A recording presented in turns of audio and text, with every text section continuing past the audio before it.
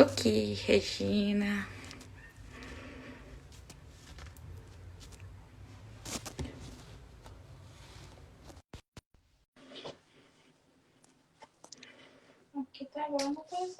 Aguardando o Renato. Oi, Ana. Ei, Renato. Boa noite. Boa noite, tudo bem? Tudo bem, e você? Joia, legal, muito bem. Estamos aguardando aqui a galera aparecer Tô para a vendo gente aqui, começar a nossa conversa. legal. Como tá aí? Tá frio aí? Paraná um pouco frio, o inverno começando aí já quase, né? Mas tá tudo bem, tudo ótimo por aqui. Que ótimo.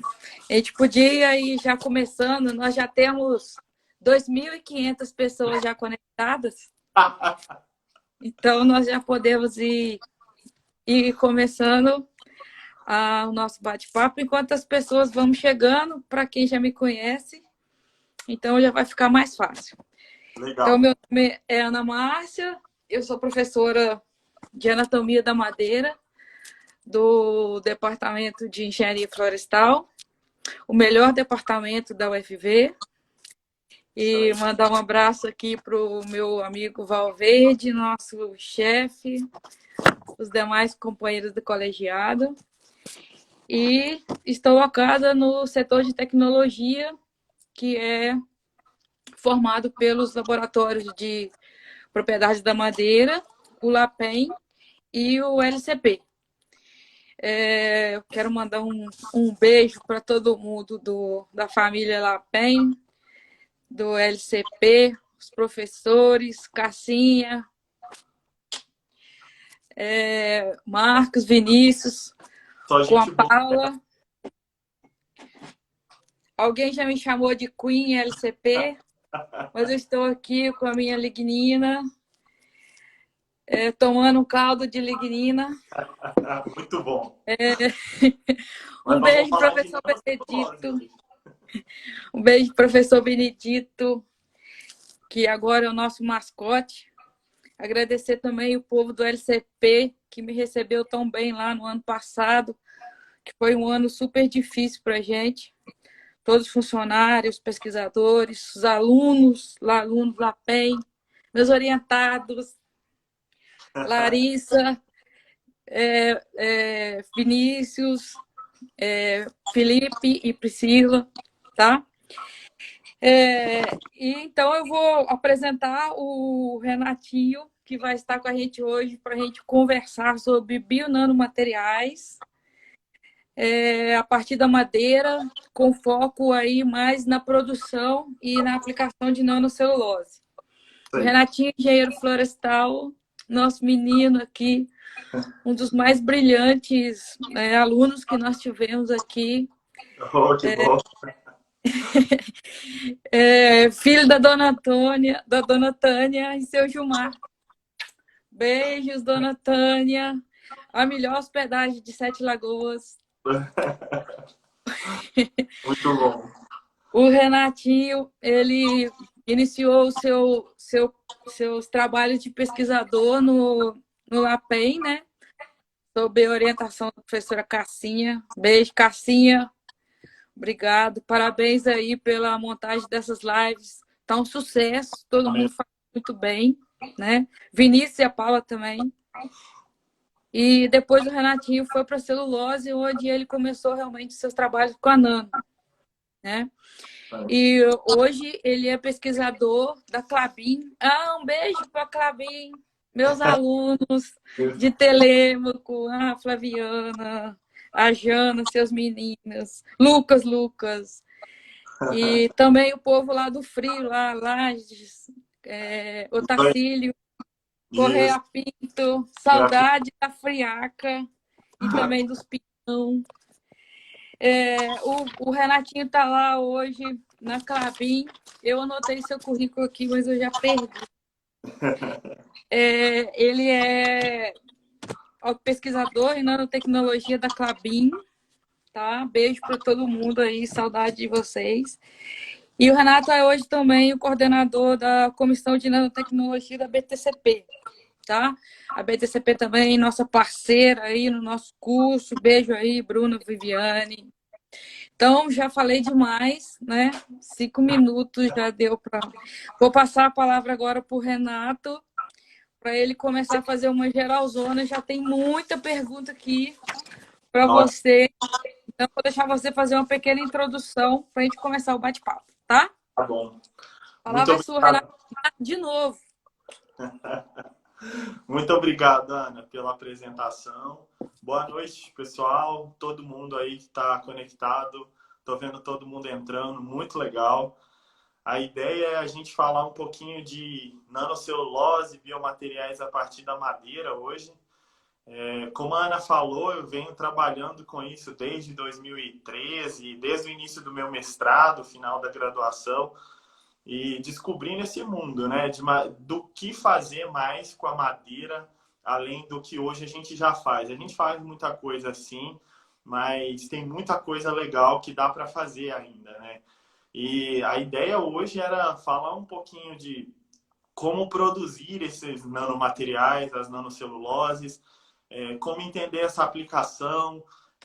E fiquem à vontade, gente, para perguntar assim, uma curiosidade, uma aplicação que talvez nem exista. A ideia é conversar mesmo hoje, bater um papo, entender o que funciona, talvez o que não funciona. Tudo que está publicado eu posso falar e conversar e debater sobre, porque a minha vivência aqui na Klabin, desde quando eu entrei, foi dedicada à nanocelulose. Então, e desde então eu venho me aprofundando mais nos temas, né? Eu estou vendo um monte de gente, um monte de amigos, né, entrando na live, pesquisadores super renomados também, que a gente tem muito contato e que trabalham com o tema e outros temas. Então, eu fico até um pouco nervoso, né? Essa semana eu assisti a live da Solange, né, lá de Portugal também, e ela tem razão. Falar com os que são da gente deixa a gente mais nervoso, né? Mas, assim, estou super feliz em poder compartilhar um pouquinho do meu conhecimento e debater com vocês esse tema. Ok, Renato, eu já tenho algumas perguntas aqui para você, do Arthur Lana. Beijo, Arthur. Nossa, legal. Nosso ex-aluno aí. Então, ele pergunta sobre as nanos. De onde vem? Como é? Para que serve? Quanto custa? E me dá um pouquinho. Ah, nossa, isso é uma pergunta bem completa, né, Ana? A gente pode ficar falando só dessa a noite toda, se quiser. Mas vamos lá. Então, Legal. aí aproveitando do Arthur, o Pedro Neto também pergunta sobre custos de produção. Tá. Eu vou dar uma explanada de forma geral sobre isso. Então, vamos começar falando de onde vem, né? Todo mundo que está entrando aí trabalha com celulose e sabe que celulose é o polímero mais abundante e natural na face da Terra, né? Então, de onde vem? Vem daí, né? Da celulose. E aí, quando a gente fala de nanocelulose mesmo, pode ser, seja ela no seu formato celulose microfibrilada ou no seu formato cristalino, ela vem, então, do polímero de celulose. Ela pode vir de fontes da madeira e não madeira também, né, Ana? Então, aí muitas pessoas que trabalham com resíduos, cascas de leguminosas, tem muitos trabalhos publicados que mostram o potencial desses materiais que vêm desses resíduos também. Isso é super legal. E ainda tem, sim, a nanocelulose bacteriana, que tem grupos que trabalham com ela, onde o processo de produção vem das bactérias, né? Então, assim, são organismos que produzem o material, né? Então, a diferença dos processos aí, falando um pouquinho, entrando na produção, é que quando a gente vai produzir o material, quando a gente utiliza fontes madeira e não madeira, a gente começa a trabalhar com processos que a gente chama de top-down, né? A gente desconstrói a madeira. O mais legal é isso. A ideia de trocar um pouquinho de ideia hoje com vocês é mostrar que a madeira tem um potencial muito grande e a gente desconstruindo aí a madeira e aproveitar o potencial dela, a gente consegue chegar até nas nanos, né? Que é o processo ao contrário da celulose bacteriana, que é um processo bottom-up, que a gente fala, né? Os organismos vão produzir, no caso, realmente a nanocelulose. E aí, hoje, no mundo, você tem vários várias instituições, empresas que estão produzindo, né, a nanocelulose e também utilizando vários recursos, né, para essa produção, sejam madeira ou não madeira. Aí o Arthur pergunta também, o Pedro, sobre custo, né? Existe ainda, nem todas as informações sobre esse tema são públicas, né, Ana? É importante falar aqui isso. Eu estou hoje representando, eu sou o Renato, estou falando como Renato, mas eu represento a Klabin hoje também, né? Então, algumas informações eu não posso compartilhar, mas é legal falar assim, que custo ele está se tornando cada vez mais acessível. E se a gente pensa no tipo de nanocelulose, o que influencia muito o custo é o tipo de nanocelulose que a gente quer, né? Por exemplo, se eu quero uma celulose microfibrilada, que é uma MFC, né? Que ela vem direto da celulose por um processo mais mecânico, os custos são muito menores do que se eu quiser produzir, por exemplo, uma celulose nanocristalina, né? Porque aí você vai precisar de investir em um processo de hidrólise ácida forte, você tem fases de lavagem bem determinadas, então você tem o consumo de químicos além de equipamentos e energia ali naquela cadeia, né? E além da sua matéria-prima. Mas é legal ver essa comparação. Mas, de uma forma geral, a gente tem preços que variam aí de $10 o quilo até $100 o quilo, por exemplo. Isso eu falo de MFC para CNC, né? São dados que a gente pode encontrar fácil, estão publicados em instituições como o SDA, nos Estados Unidos, Laboratório de Produtos Florestais, tem uma referência nesses números que eu falei, né? Mas isso vai variar muito, porque se a sua planta de produção ela é integrada ou não à fábrica, todos esses custos, né, eles estão relacionados a isso, tá? Então, isso aí. Me lembra a pergunta de novo, porque eu acho que já foi muito grande. A pergunta de novo era: de onde vem, como é, para que serve e quanto custa? Me dá um pouquinho. Ai, me dá um pouquinho, essa é boa. Então, deixa eu esclarecer essa parte de me dar um pouquinho, né? A Klabin hoje produz, sim, celulose microfibrilada nas instalações de pesquisa e desenvolvimento, né? Mas para isso a gente tem um termo lá de doação, tem uma documentação necessária a ser preenchida. Como em outras empresas também, né? Mas é possível doar uma amostra. Vai que o Arthur tá com uma ideia legal para fazer a Klabin lucrar mais ainda, né? Ô, Renato, mas isso é uma curiosidade minha. Diferentes tipos de madeira produz diferentes tipos de nanocelulose? Então, Ana, boa pergunta. Muitas pessoas podem estar pensando, nossa, mas eu tenho, por exemplo, 10 clones diferentes aqui. Será que... Ou então 10 espécies, né? Diferentes, como você falou. Será que tem diferença da nanocelulose obtida desses materiais? O que dá para perceber, né?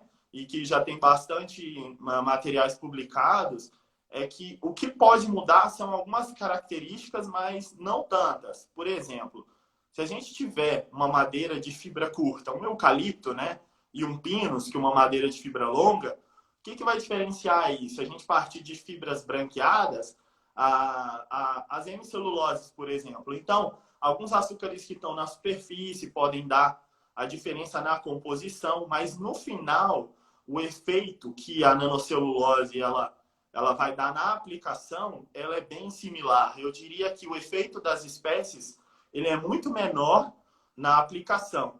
Ele pode ter algum efeito na composição química do material e na superfície, mas o efeito na aplicação ele não é tão grande quando você compara entre as espécies, pelo que existe hoje publicado, né?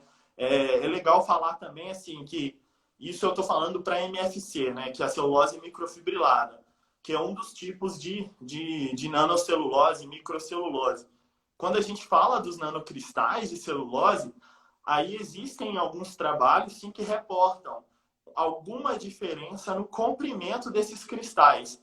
Mas isso se dá muito mais devido ao processo de hidrólise de um material hidrólise ácida, né? que o material sofreu do que, propriamente dito, a espécie. Então, o processo de produção, ele influencia muito também, né? Porque se a gente parar a pensar no que é nanocelulose, MFC e CNC, a MFC ela tem uma estrutura que ela é bastante fibrilada, né? Então, ela é composta por regiões amorfas, cristalinas da celulose. Não vou ser tão técnico assim hoje, mas é basicamente isso. E o CNC ele é um material cristalino. Então, se a gente pensar nas regiões cristalinas de um polímero de celulose, ela vai ser muito similar, independente da espécie também, né? Ótimo, Renato. Muito interessante. E o Vitor Moreira, ele é estagiário nosso lá do LAPEN. Beijo, Vitor. Tô com saudade de você. Ele quer saber sobre o processo de obtenção em escala industrial. Legal. Essa pergunta é bem legal do Vitor. Existem vários processos de obtenção, né? Mas ele cita aí o industrial. Hoje, um dos grandes desafios é exatamente esse, tá? Para fazer o scale-up que a gente fala, né? Que é sair realmente da bancada e ir para uma fase industrial de produção, né? Esse é um dos grandes desafios que a gente tem. A Klabin passou por isso no último ano e a gente vem aprendendo muito, né? Tem uma equipe grande que trabalha aqui com o tema, não sou só eu apenas, mas assim, é legal falar que os processos industriais que existem hoje são baseados principalmente em tecnologias que tiveram origem lá na velha refinação. Não pode falar velha porque ela resolve muitos problemas ainda, né, Ana? Você é da área de celulose e papel, sabe bem. Mas além dos processos de refinação que podem ser, né, o conceito da tecnologia pode ser utilizado para aplicação industrial e aumentar a escala de produção, existe também os homogeneizadores, né, de alta pressão, que podem ser utilizados. Aí, para quem não lembra aí o que é um homogeneizador, é o mesmo equipamento, por exemplo, que pode produzir ketchup, maionese e deixa naquela consistência que a gente conhece, né? Um material super viscoso. E aí, além disso, esses dois são os principais, eu diria, para sair da bancada e ir para uma escala industrial. Mas a gente tem registros publicados aí na literatura, Vitor, que existem processos que são mais enzimáticos e combinados com esses processos mecânicos que a gente comentou agora, né? Que podem ser, então, combinados para ter uma produção industrial significativa. Tá? Ok, Renato, tá chegando mais perguntas aqui. Legal. Rosinha CP. Ela quer saber se seria possível utilizar a nanocelulose como substrato para atrair inseto. Olha, interessante. Olha, pergunta muito boa. Esse é o problema de fazer live, né, Ana? Vem pergunta de todos os lados. Super legal. Assim, eu nunca vi uma aplicação voltada para essa linha que você perguntou. Pode ser que tenha alguma aplicação em conjunto com o que vai poder atrair os insetos, né? Eu não vejo, talvez, eles sendo atraídos se não tem alguma coisa combinada com a nanocelulose para promover essa atração deles, né? Porque se a gente pensar na composição química da nanocelulose, são açúcares, né? Carboidratos, e que já estão na fibra. E isso, não, por si só, não promove a atração, né? A gente tem que, talvez, o efeito do material que, após a produção da nanocelulose, ele tem esse efeito de gelificado, né? Ele parece um gel. Talvez isso ajude, quem sabe, a prender ele lá durante um tempo, né? Não sei. Isso aí tem que ser estudado ainda. Ok, interessante. O Gilberto Andrade, ele gostaria de saber se a Klabin já está trabalhando para que, ao longo prazo, a celulose substitua produtos que hoje são utilizados de derivados de petróleo. Super pergunta. Eu diria que esse aí é o core da Klabin hoje, né? A equipe de P&D, que está toda focada aqui em Telêmaco Borba, trabalha muito objetivando esse grande desafio, né? tentar aumentar o máximo possível as aplicações da celulose e dos derivados da madeira, tá? Não apenas celulose. Substituindo aí plásticos e outros materiais que são derivados de combustíveis que não são renováveis, né? E aí trazendo exatamente esse conceito de renovabilidade para o produto e tendo esse conceito de um material que é 100% renovável, reciclável, né, e biodegradável. Isso é muito importante. Essa é uma das linhas que a Klabin vem seguindo em todos os seus produtos e novos produtos que ela vem apostando também, tá? É isso mesmo. E essa é uma tendência, Ana, mundial. Só para complementar, essa é uma tendência mundial, né? A gente vê várias marcas aí, até de utensílios, utensílios que a gente utiliza no dia a dia, cosméticos, materiais em geral, né?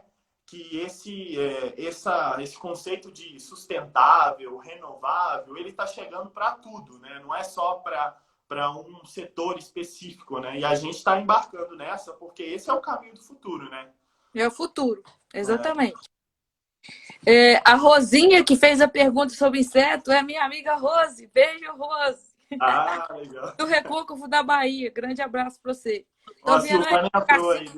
A Cassinha mais a Tânia também estão brigando aí por sua causa. Tá? Então aí, é meu. Não, é meu. Não, é meu. Legal, legal. Beijo, Leila, que também está ajudando. Luiz Cosimo. Cosimo Luiz. Beijo, Luizinho. A madeira é uma fonte mais competitiva para a produção? Considerando outras origens, produtividade e os processos podem chegar na nanocelulose? Super legal, muito legal a pergunta. Olha, tem um monte de gente entrando, Ana. O pessoal da equipe de tecnologia da Klabin, Silvana, passou aí, minha gerente. O pessoal tá todo aí, legal. Beijo, pessoal do Centro de Tecnologia lá da Klabin. Obrigado pela participação. Então, Ana, você falou a respeito do custo, né? Se pode ser um material competitivo, né? Isso. Sim, a madeira é super competitiva, né? No Brasil, principalmente, se a gente for comparar o Brasil com outros players mundiais, né? A madeira é super competitiva, porque a gente tem um ciclo curto comparado aos outros países e isso influencia muito, né, no custo final do material. E aí, quando ele faz essa pergunta, ele está certo, porque se a gente pensa em utilizar, quem sabe, alguns resíduos e tudo mais para obter, a gente tem hoje, infelizmente, a logística de resíduos que existe no nosso país e outros materiais, ela não é bem fechada e existe um custo embutido nisso que muitas das vezes não está claro, né? Então, às vezes o material vai precisar até de algum pré-tratamento para extrair o excesso de impurezas. Então, isso tudo tem que ser muito bem pensado. E aí, quando você tem uma produção de nano e microcelulose acoplada a uma empresa de celulose e papel, uma empresa florestal que seja, e que tenha recursos florestais ao redor, tudo isso é muito mais competitivo e o custo, sim, fica muito mais atrativo nesse caso, né? Isso mesmo, bem interessante. Interessante mesmo a pergunta do Luiz. Vamos aproveitar o Luiz aí e mandar um oi para a galera da Engenharia Florestal de 2013. Nossa! Ô, dinossauro! Aqui a Amanda está aqui do meu lado, me assessorando. Já passou a Lira aí, já passou a Laura.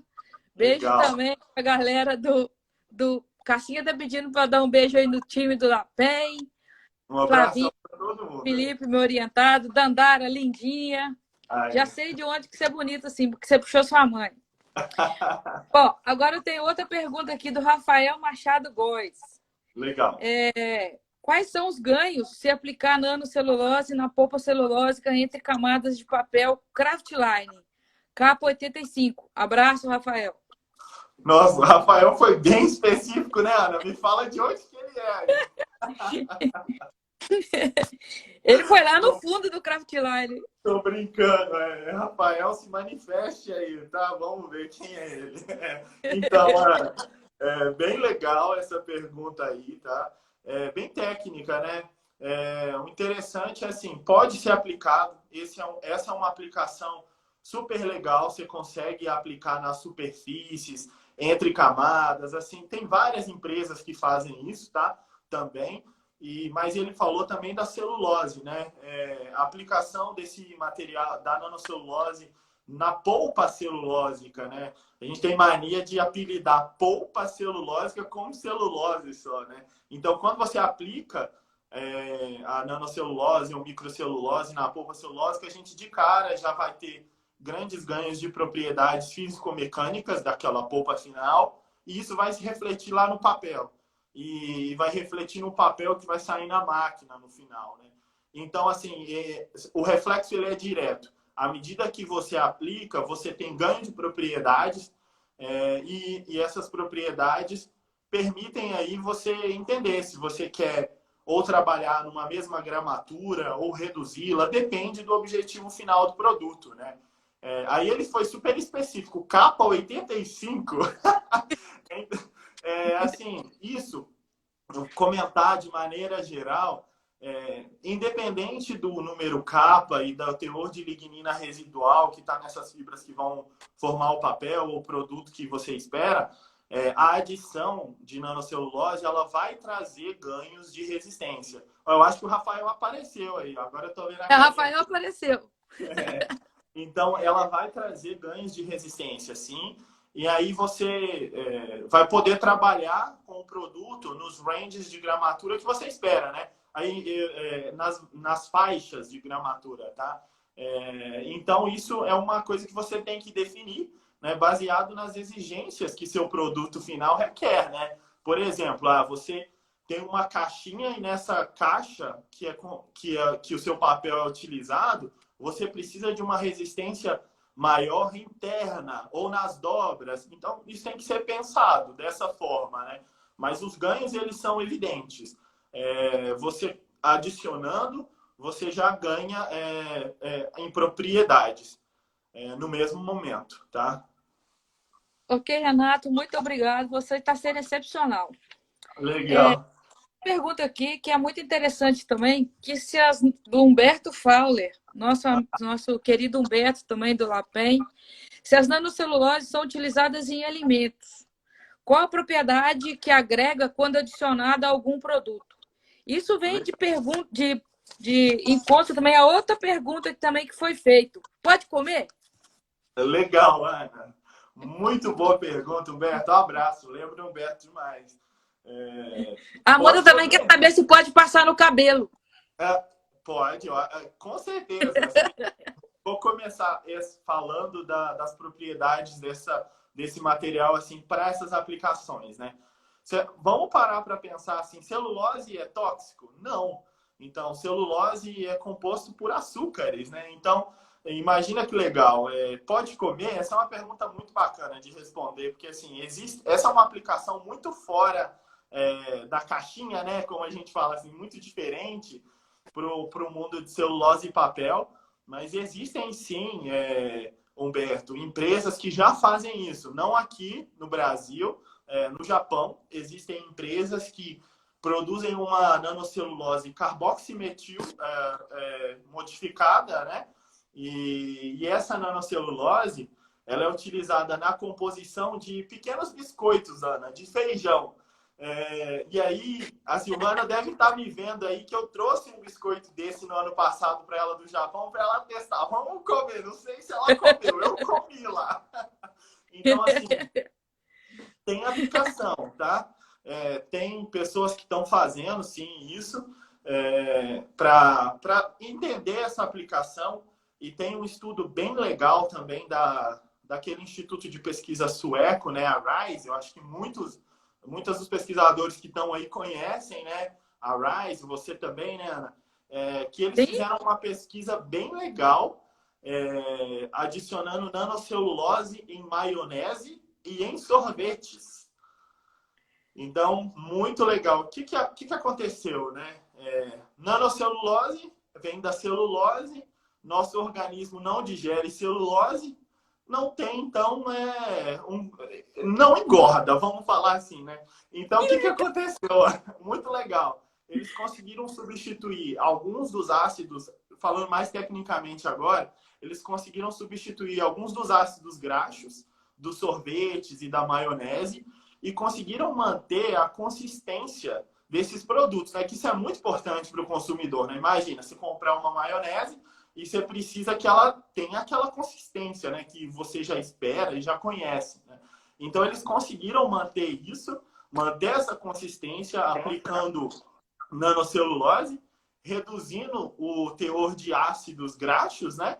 E conseguiram ter um custo competitivo. Agora vem o outro lado da história, né? Se você pergunta assim, isso já é regulado, isso já é permitido fazer comercialmente, ainda existem muitas barreiras, não barreiras, né? Mas desafios nesse sentido, né? Alguns países, como o Japão, têm uma política de regulação diferente e outros países não, tem uma política de regulação mais conservadora. Então, não existe comercialmente na Europa que eu conheça, e Estados Unidos, Brasil e aplicações que já tenham produtos comerciais assim. No Japão, sim, já existe uma das aplicações que a gente conhece.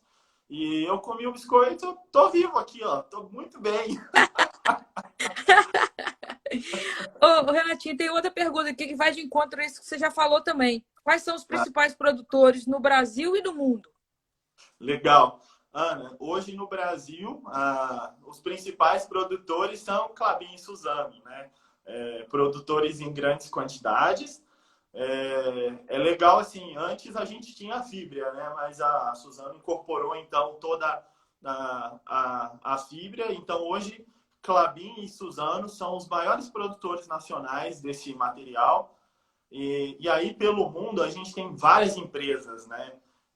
É importante citar assim, que na região da Escandinávia, Suécia, Finlândia, a gente tem várias empresas que começaram a trabalhar com esse tema há muito tempo atrás, né? Então, a gente tem Stora Enso, UPM, Borrega, várias empresas que são produtoras, tá? Pelo mundo aí e que tem um elevado nível de conhecimento também no assunto, né? Nos Estados Unidos, você tem mais instituições de pesquisa, mas tem várias que dominam essa tecnologia, inclusive tem patente das tecnologias de produção, né? Universidades. No Japão, sim, a gente pode elencar mais de 10 empresas que fazem essa produção. Os japoneses investiram muito, mas ao contrário de nós aqui no Brasil, que temos rotas mais mecânicas de produção, os japoneses investiram numa nanocelulose mais química, né? Ou seja, um processo de produção que vem de uma rota química. E ao contrário, não que nós não podemos fazer isso aqui no Brasil, né? Eu digo que a gente tem que pensar os prós e contras também, né? A rota química, ela modifica o material, então traz implicações também na regulação. Mas a Europa e Estados Unidos, Brasil, tem o maior número de rotas mecânicas e o Japão é um dos expoentes na produção de nanocelulose modificada quimicamente, tá? E com uma qualidade elevadíssima. Eles são os principais produtores, eu diria, com um conhecimento bem profundo e com produtos comerciais, né? Além eu posso citar assim, além da Nippon Paper, a Hoje Paper também é uma das grandes produtoras, né, de nanocelulose. E no ano passado, no Tokyo Motor Show, eles lançaram um carro com nanocelulose embarcada em uma das partes do veículo. Isso foi bem legal também, mostrando que a nanocelulose é um material bem versátil, né, que vem da celulose que está nas nossas florestas. Então, aí é legal falar assim que o mais interessante é que essas florestas são plantadas e certificadas, né? Agora falando do lado da Klabin, todo esse material e essas celuloses que vêm da empresa, eles vêm de origens renováveis, que são as nossas florestas, que são plantadas e certificadas, né? Ok. Legal, muito bom essa pergunta. Além do feijãozinho, eles fazem o que com essa celulose? Eles usam mais para quê? No Japão? Além de comer. Tá? Então, além de comer, e esse biscoitinho ele é comercial mesmo, tá? Que eu comprei dele lá. Eles aplicam em compósitos. No Japão, eles têm um processo. Um dos expoentes nessa área de nanocelulose é da Universidade de Kyoto. Nessa universidade, ele criou um processo para incluir nanocelulose em compósitos para aplicação em materiais diversos, né? E um dos materiais é um tênis com nanocelulose embarcada no solado, como compósito junto com material plástico. Esse tênis, ele é da ASICS e ele existe lá no Japão. Além disso, uma outra aplicação bem legal na área de cosméticos, no Japão também, eles têm um produto cosmético que tem uma certa quantidade de nanocelulose. Além disso, lá as aplicações que a gente também tem no Brasil, em celulose e papel, em barreiras, mas a gente não fica para trás não, tá, Ana? Em cosméticos, a Klabin tem trabalhado também. Então, Saiu eu na estou te mídia perguntando isso muita coisa porque... legal. Então, a Nayara, que ela é estudante de doutorado lá do LAPEN, ela quer saber como seria a aplicação de nano como material de reforço em vigas laminadas. Olha aí, super interessante essa pergunta aí também, né? Existe até, depois a gente pode conversar mais, tem alguns papers de aplicação de nanocelulose em adesivos que são utilizados para essas aplicações, por exemplo, né? Para aplicações em madeira. Então, é possível, sim, a gente fazer blendas aí poliméricas com os adesivos e incorporar as nanoceluloses para esse tipo de aplicação, né? E entender, muito interessante, assim, esse material ele é tão resistente quanto o concreto, né, Ana? Que você acabou de falar, né? Nanocelulose também é aplicado em concreto, tá? Com um modificador de reologia. Então, assim, é super interessante essa pergunta dela. Há possibilidades, eu nunca vi nada publicado em específico, mas há possibilidade, sim. Desde que combinado com uma blenda, talvez polimérica, tá? Para colagem das diferentes chapas aí, né? Ótimo. Nós vamos incluir isso aí no projeto de doutorado dela. Oh, bacana. Eu tenho outra pergunta aqui de Ana Marta, minha amiga Martinha. Beijo, Martinha. Ela Legal. quer saber se a nanocelulose é em forma de gel, ela combate o coronavírus? Olha que legal. Ó, então, eu não sei como que a gente está de tempo aí, Ana. Eu vou falar... Tá, não, nós temos ainda 22 minutos. Legal. Então, eu vou falar um pouquinho da nanocelulose. Combate coronavírus? Será? Então, eu não sei, muitas pessoas devem ter visto aí, né? Recentemente, a Klabin lançou em parceria com uma empresa na área de cosméticos e o Senai, um álcool em gel com nanocelulose embarcada nele, com celulose, vamos dizer assim. É um espessante, né, celulósico embarcado nessa solução do álcool em gel. Eu não sou garoto propaganda, mas eu queria mostrar aqui, ó, né, o álcool em gel interno aqui da Klabin, mas tá divulgado aí nas mídias. Vocês podem ver isso aí publicamente, mas o legal é que MFC pode ser sim, um espessante celulósico, mas para utilizar em conjunto com álcools, né, e soluções que possam combater o coronavírus. Não tem nenhum estudo ainda publicado que fale que nanocelulose por si só combata o coronavírus. Eu acredito que ela pode ser um meio em conjunto com outros materiais que possam provocar essa ação, né? Em curto e longo prazo, a depender do que a gente está falando. Ok, a Denise está querendo saber quem foi o primeiro a estudar as nanoceluloses. Nossa, quem que perguntou? Denise. Tirou do baú essa, né? A Denise tirou essa do fundo do baú, hein, Dê? Ela tá me sabatinando mesmo, mas então, vamos lá. Ó, ela vai conhecer isso, eu acho que ela tá me testando, tá? Existe registros de 1915, Ana, do primeiro artigo que é citado, tá? Para a produção de nanocelulose. De nanocelulose na forma cristalina, daí. Então, são os nanocristais de celulose. Então, existe registro de materiais publicados dessa época, tá? Mas, se a gente parar para pensar no conceito de celulose microfibrilada, por exemplo, eu garanto que a indústria de celulose e papel já faz isso há muito tempo e não, talvez, categorizava um material com esse nome, né? mas sem dúvidas, a nanocelulose data desse registro aí, dessa época, os primeiros papers aí de 1915. Tem alguns artigos que citam esse paper e também algumas publicações do ACS, né, que é aquele Congresso Americano de Química também, né, datado dessa época. Então, tem bastante tempo, tem muita gente que trabalha com isso desde sempre, sabe, Ana? E, assim, os desafios nunca acabam, que eles são grandes, mas são desafios muito legais de ser trabalhados. Sem muito legal, dúvida. Pô, tem uma pergunta aqui da Marcinha, lá do LAPEN. Beijo, Marcinha. Obrigada pela sua participação. Em relação à tendência de mercado para nano, qual a área e aplicação que tende a ser mais promissora? Qual o maior desafio que vocês enfrentam com relação a essa aplicação? Legal. Eu vejo sempre as publicações da Márcia no Instagram, né? E no LinkedIn. No LinkedIn, isso mesmo. No LinkedIn ela publica muito. Ela sempre mostra tendências de mercado. Eu sou mais um pesquisador muito técnico, sabe? Mas eu posso te falar assim. Então, Ana, existe as aplicações que são voltadas para o mundo de celulose e papel precisam de grandes volumes, né, de material para ser aplicado. Às vezes você tem locais que tem uma planta de produção muito pequena, que não atende nem 100 quilos por dia, né? Então, e existem ao contrário, né, o oposto.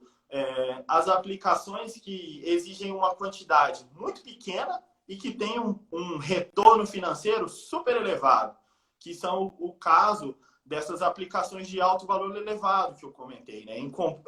Talvez em compósitos, em cosméticos, com certeza, né?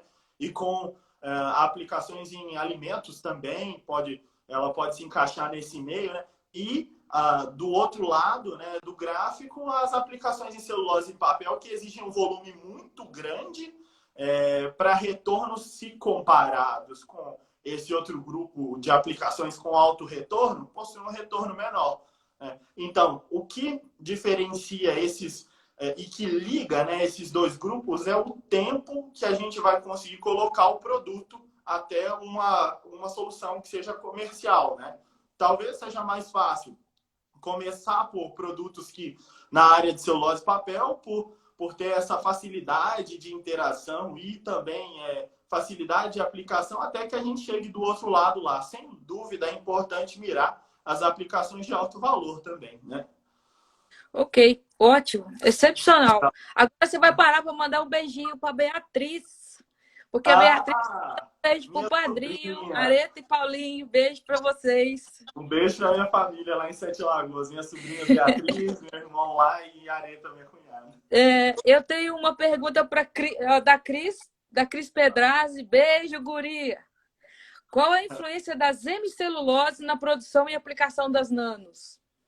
Olha a Cris aí. Cris, tem um artigo publicado, meu em parceria com a UFLA, sobre esse assunto. Hein? Você pode achar naquela revista Haus Forschung, uma revista alemã. Super legal essa pergunta. Né? Tem uma influência.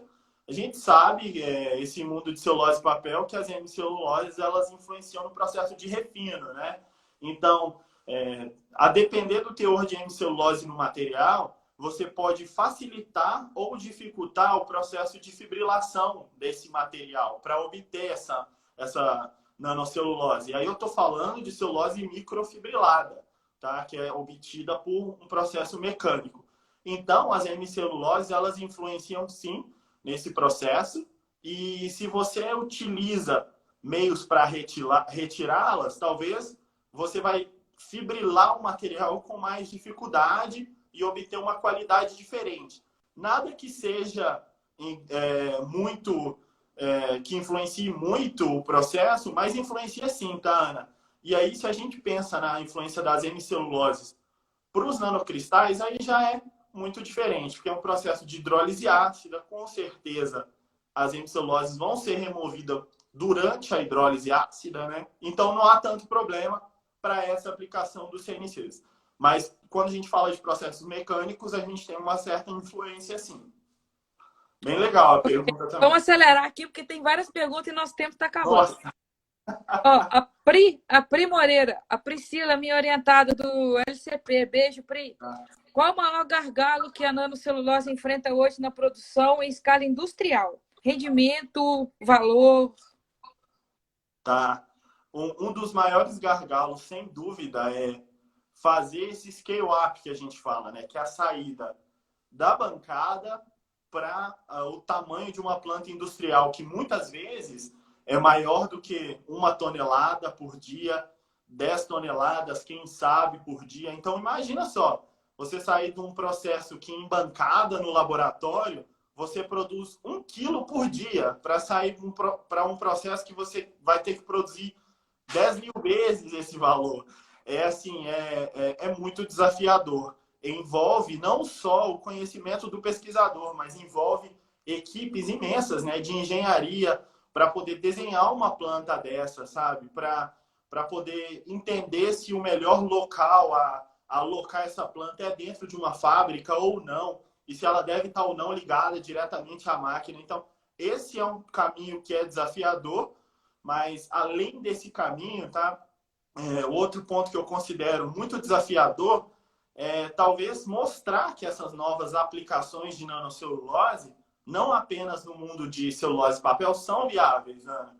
Mostrar que assim, o produto tem potencial e que as pessoas não precisam ter receio, né? Lógico que a gente precisa que as agências reguladoras estejam mais por dentro do assunto e nas discussões para que o material seja regulado e todos fiquem tranquilos. Mas não existe... Esse é um dos desafios, né, que a gente encontra, mas eu acho que em breve aí isso vai começar a mudar. As discussões já estão melhorando a cada dia, né? Como coordenador da Comissão de Nano da BTCP, a gente está tentando evoluir nessas discussões pré-competitivas que a gente fala, né? Porque se você parar para pensar, a nanocelulose, a MFC produzida na Klabin, também é produzida na Suzano e que é produzida em outros lugares. Então, essas informações não são informações competitivas, são informações pré-competitivas que aceleram, né, as aplicações finais.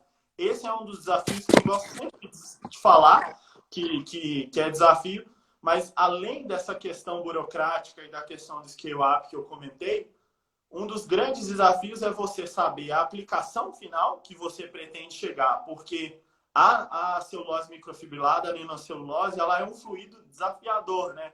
Tem viscosidades super elevadas e teores de sólido muito baixo. Então, você tem um gel. Como é que você vai bombear um gel, transportar um gel? Não é tão simples, né? Então, e aqui já tem duas perguntas aqui bem parecidas, que é com relação, você já falou na Klabin, do papel da Klabin, né? Então, eu tenho uma pergunta aqui da Klabin nisso tudo, né? E tem o Luiz também, Cosima, que... Outra pergunta, Luiz, obrigado pela participação. Se a Klabin já tem algum negócio consolidado desses nanocompostos e como está o panorama no mundo? Panorama no mundo tá positivo. A gente tem várias empresas que trabalham com esse tema, né?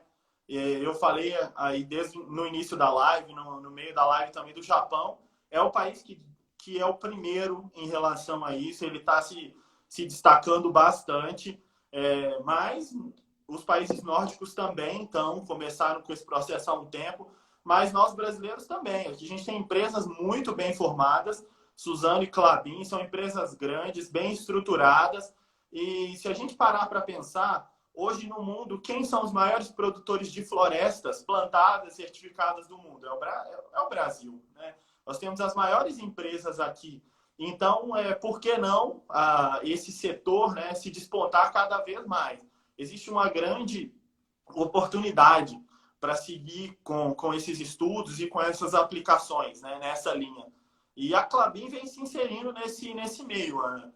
Vem trabalhando com celulose microfibrilada para diversas aplicações internas, externas, e cada vez tentando galgar aí novos produtos e aplicações internas. O tema não está ficando parado, pelo contrário, falta... oportunidades não faltam, né? A empresa vem trabalhando bastante no sentido de encontrar oportunidades que tragam retorno. Isso é importante comentar. É importante trazer retorno para a empresa Então, oportunidades que tragam essa combinação são muito bem vistas e é o que a empresa tá seguindo e está colocando bastante esforços. Ótimo. Tem outra pergunta do Rafael Góes, da International Paper. Ah, Isso. essa é difícil, então, porque ele Essa perguntou é bastante, né? Se aplicar nano na caixa de entrada, pode ocorrer de prejudicar a retenção e a drenagem na mesa plana da máquina de papel? Olha, o Rafael tá querendo saber a receita dos papéis, eu não posso falar. Ele vai botar nano lá na caixa de entrada. Olha só. Muito legal, Ana. Assim, Rafael, vamos começar do. Se a gente parar para pensar na nanocelulose, ela é um material com área superficial muito elevada e que tem vários grupamentos OHs, né, os hidroxilas na superfície. Então, a interação com a água ela é elevadíssima, né? O material ele está no formato gelificado, né? Parece um gel. Então, imagina só, a interação com a água super elevada e o teor de sólidos muito baixo. Se você vai adicionar esse material aí na caixa de entrada na International Paper, me conta a unidade e com certeza você tem que pensar em um programa de retenção e drenagem. É importante sim. Com certeza, é um dos fatores chaves. Pelas essas características, né, que a MFC, a celulose microfibrilada, tem, né? Sem dúvida. Agora vamos uma pergunta da professora Cassinha. Beijo, Cassinha. Legal. Existem aplicações da nano na indústria de tubetes para construção civil? Legal, Cassinha. Nunca vi, tá? Nunca vi uma aplicação, mas eu acho que talvez seja possível, né? Alguns tubetes têm colagem de amido, né, Ana? A nanocelulose e a celulose microfibrilada, ela é excelente para substituir amido. Então, assim, ela pode ser utilizada, assim, para algumas aplicações. Eu acho que tem potencial, Cassinha. O Marcos também, professor Marcos, beijo, Marcos, companheiro do LPM. Se tem algum estudo sobre adição de nano em concreto? Se sim, qual a finalidade? Ô Marcos, tem sim um estudo de adição em concreto. Um dos primeiros estudos nessa área foi o SDA, que é o Laboratório de Produtos Florestais americano, que conduziu. A nanocelulose ou MFC ou nanocelulose que seja como material de modificação reológica, Ana, do concreto. Então, assim, modificando as características de viscosidade e de comportamento para transportar esse fluido, né? E para tornar ele mais fluido ou não, e também, dependendo do volume adicionado, reduzir talvez a quantidade de água necessária, né? Para adicionar em concreto. Mas existe sim essa aplicação, existem patentes do SDA com essa aplicação, com diferentes tipos de nanocelulose. Além disso, dessa aplicação, existem outras propriedades também mais relacionadas a ganhos de resistência para concretos bem específicos, não esses concretos que a gente usa comuns. Por exemplo, concretos que são de alta resistência, né, que são chamados. Pode sim trazer resistência a mais para esses concretos, porque na estrutura dos concretos de alta resistência, a macro e microporosidade dos concretos ela é muito menor quando comparada com esses concretos comuns que a gente conhece. Então, assim, a nanocelulose pode exercer um trabalho mecânico lá dentro. Beijo, Nayara. Nayara Casagrande, está na friaca lá de Lages. Tá mesmo, um abraço para a Nayara, minha companheira de P&D, trabalhamos juntos. Enquanto isso, Ricardo Ney, meu amigo, beijo, está no calorão lá da Bahia. Bom, eu vou fazer o seguinte, se o tempo da live acabar, eu vou chamar de os finalmente, porque a gente já está terminando. Vamos encerrar agora as perguntas, tá, Ana? Porque senão a gente não acaba nunca. Vamos ficar aqui até amanhã. Tá? Eu tenho uma pergunta aqui do Douglas Edson Carvalho com relação à escala industrial. O que você pode comentar sobre as dificuldades em processos químico, físico para esses produtos? Dificuldades dos processos químicos e físicos para a produção, né? Então, dificuldades, eu diria que hoje, para a produção, elas estão muito mais esclarecidas, sabe, Ana? Eu não vejo tantas dificuldades para a produção hoje.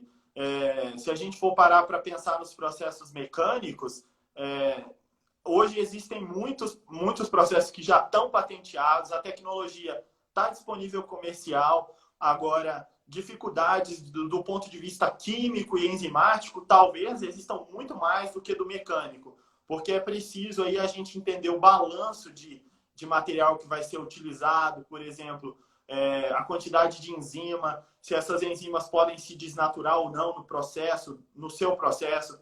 Aí o que acontece no químico e enzimático é que o número de variáveis que você tem que controlar ele é muito maior, né? Então você tem que ter atenção a isso no seu processo. Agora, o contrário do processo mecânico, que é bem mais simples, né? Então, assim, existem maiores dificuldades, eu diria desafios, né, para o processo químico-enzimático. E o mecânico, eu acho que ela está muito mais bem resolvida.